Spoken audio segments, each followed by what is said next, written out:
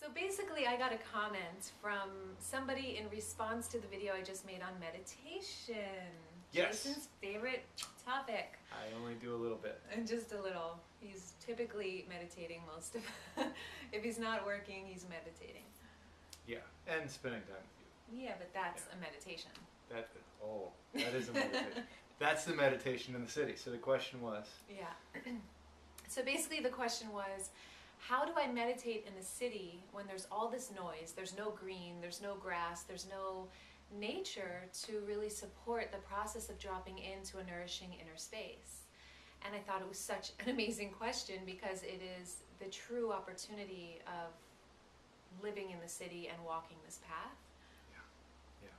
Yeah, so we haven't really talked about what each of us thinks about it, but we just thought we'd share our own personal experience on what we do to cultivate that, because today we were out in nature and we were kind of laughing because the same challenges were happening out there. We had flies flying in our nose and our Everywhere. ears, everywhere. Like, and Veronica was doing pretty good. She was letting them go, and I was just going like this because I just was done with them going in my ears and my nose.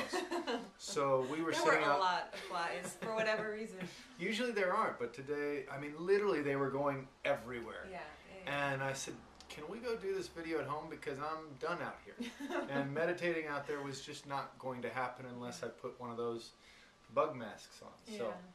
So that's the situation. So no matter where you are, it's setting up a situation that's supportive for you or for us to meditate. Definitely. And today it just happened to be, in order to set that up in nature, we would have needed a little extra support to not be swatting flies the whole time. Of course, there's the alternative to just surrender to the flies, right? And just deal with it and just let go. And just let them go right in your ears and let them go. That's one way. That's one option. And we chose another option. I'm just not that evolved yet. Just not that evolved yet. I don't let them go in my ears. You're so evolved. But I try. So one of the things that we do is we set up altar space. So you set up, it doesn't have to be deities, but something that reminds you and assists you in returning home inside, that reminds you of the power, the wisdom, the oneness, the beauty that you are inside. So just even a candle with just a few little items that just are near and dear to your heart, that remind you of peace, of love, of joy, of who you truly choose to embody in every moment.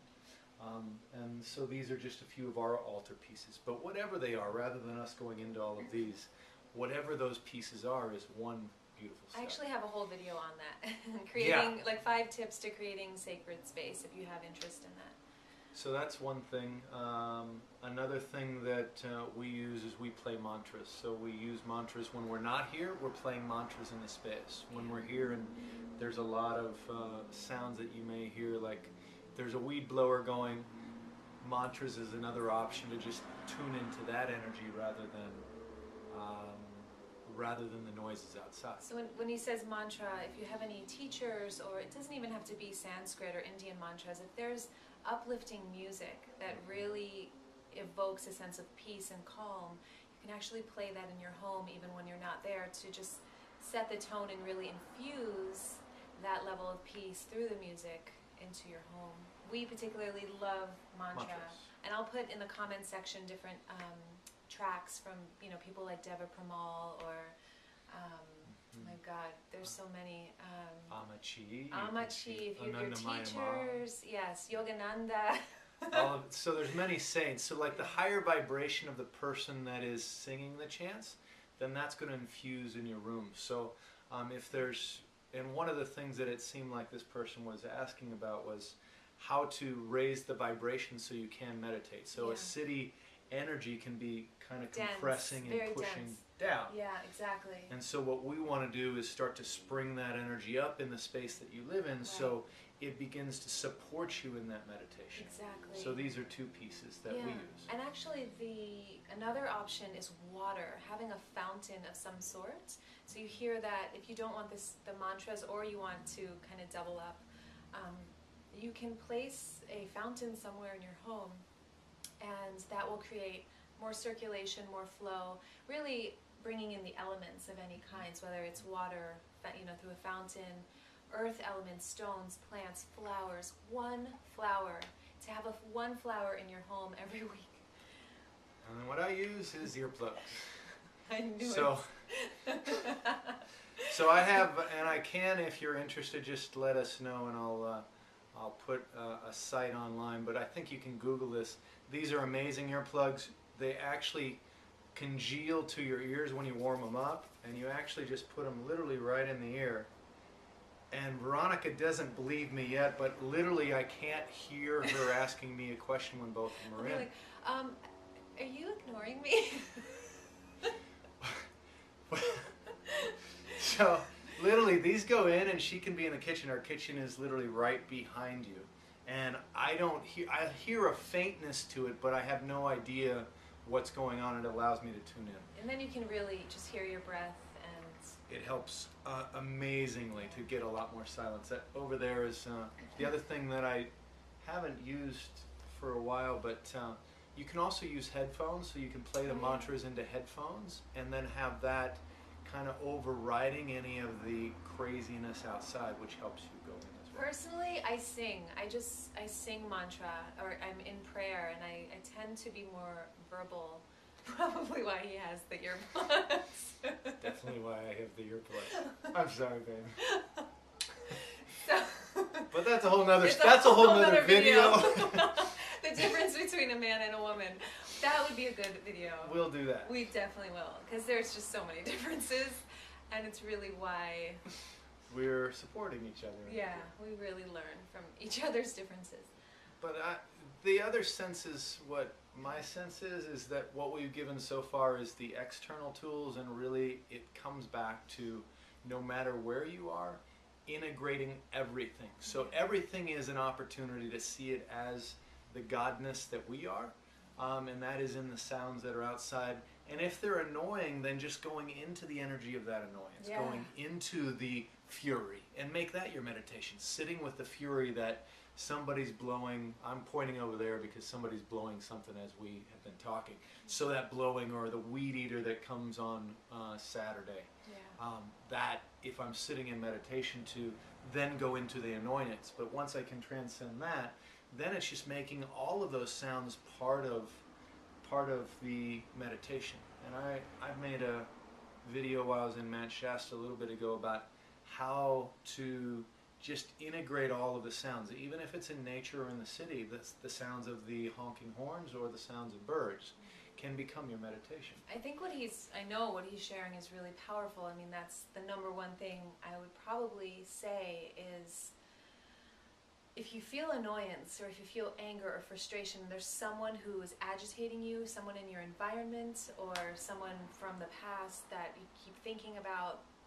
That is a prime opportunity to actually evoke that essence within. So this is the work I do. This is my journey. This is what I practice within myself. So, for example, if anyone triggers me, basically, rather than blaming that person for triggering me, I really recognize that the frustration, the anger, the pain is inside of me. So let me be really clear here. For example, this guy, thank you for that comment. You mentioned that you were frustrated by all the noise. So if it were me, I would tap into the noisy part of me. I would give a voice. I would it's the diamond process that I offer. This is really what the work is about. It's seeing that part as a character. So I create an actual character, as if I'm writing a screenplay or a play. And I give that character, Debbie Ford does this work. If you want to look into Debbie Ford's books, they're very, very powerful.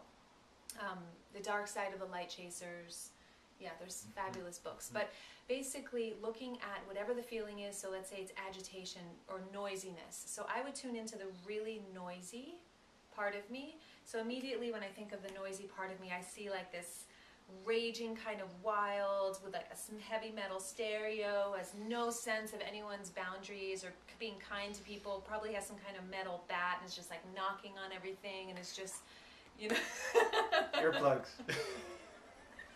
When she's doing that meditation, I'm doing the earplug meditation. So basically, I bring that into my meditation. I bring it in. I rather than denying that part of me and trying to be perfect and happy and joyful all the time, the reality is that part is in my shadow.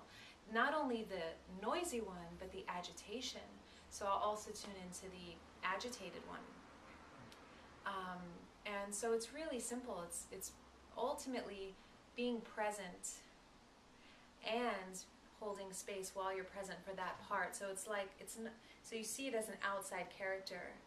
So whatever the feeling is, you just look at it, see it as an outside character, and I would create a dialogue in my journal or through gestalting, through actual verbal communication, which is a wonderful technique. To just give a voice to the frustration, give a voice to the loudness, give a voice to anything that we're trying to repress and get rid of. It's just coming up, it wants to be seen, and typically it disappears pretty quickly when we really let it out. And then it feels so liberating. Yeah. So she does a lot of that, and then it's ultimately then returning back to presence, right? So that's then the whole purpose. You wrap it back into, whatever's agitating and pulling you out, then we use techniques to discover that, to embrace that and to embody it, to love those parts, and then to return to the meditation, to the stillness, to the presence. And then we're able to engulf all of those sounds and actually even discover the silence amongst all of those sounds, and discover that silence, that power, that light within. There's so much more silence than noise, but if we're avoiding the noise, all we hear is the noise because what we resist persists. So when we allow ourselves to really commune and communicate through those parts, it's much easier to tap into, wow, there's so much more space and silence than there is noise.